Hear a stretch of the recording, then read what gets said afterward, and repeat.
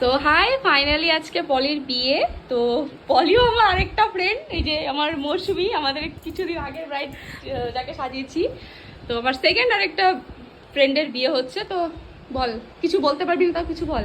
কিচ্ছু বলবো না আমি, প্লিজ আমাকে বলিস না বলতে। ও ভীষণ লজ্জা পায়, কোনো ব্যাপার না, চলো দেখি ওরা শিখিলুক আমরা ক্রিয়েট করতে পারি। হাই এভরিওয়ান, তোমরা সবাই কেমন আছো? তো তোমরা তো সবাই শুনেই নিলে আজকে আমার বান্ধবীর পলির বিয়ে। আর ও আমাকে আগের থেকে বলেছিল একটা সফট স্যাটেল লুক দিতে। আর দেখো, মেকআপটা পুরো কমপ্লিটও হয়নি, কিন্তু আজকে ওকে ভীষণ সুন্দর লাগছে। তো আমি আজকে একটা তোমাদের সাথে মনের কথা শেয়ার করতে চাই। হয়তো তোমরা মা কাকিমাদের থেকে সবার থেকে শুনেছই হয়তো, যে তাদের সময় বা তাদের দিনে তাদেরকে তাদের বান্ধবীরা হয়তো বিয়েতে সাজাতো। আমি সত্যি আমার প্রফেশনটাতে খুব লাকি যে আমি আজও আমার বান্ধবীদেরকে সাজিয়ে দিচ্ছি। কারণ আজকে আমি একটা প্রফেশনাল মেকআপ আর্টিস্ট, তাই বলে তাদের স্পেশাল দিনে তাদেরকে তাদের পছন্দের লুকটা দিয়ে যাচ্ছি। আর এরকম অনেক বান্ধবীদেরকে সাজিয়েছি, তার মধ্যে আজকে আমি এই বান্ধবী পলি।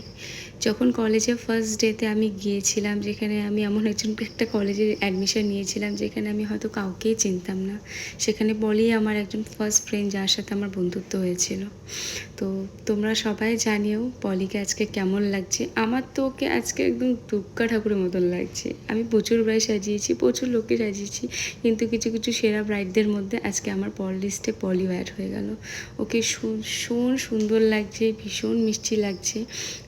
আমি ভয়েস ওভারে সবসময় একটা কথা বলি, হয়তো গুছিয়ে অত কথা বলতে পারি না, অত সুন্দর করে হয়তো নিজের মনের কথাগুলো তোমাদের সামনে তুলে ধরতে পারি না, কিন্তু যেটুকুই বলি মন থেকেই বলি। তো তোমরা নিশ্চয়ই আজকে জানিও আমার বান্ধবীকে কেমন লাগছে, ওকে কতটা মিষ্টি লাগছে।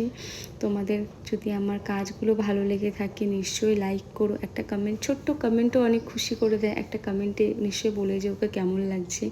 আর যদি ভালো লাগে তাহলে অবশ্যই শেয়ার করো। আর এটাই বলবো, ওর বিবাহিত জীবনটা যেন খুব সুখের হয়।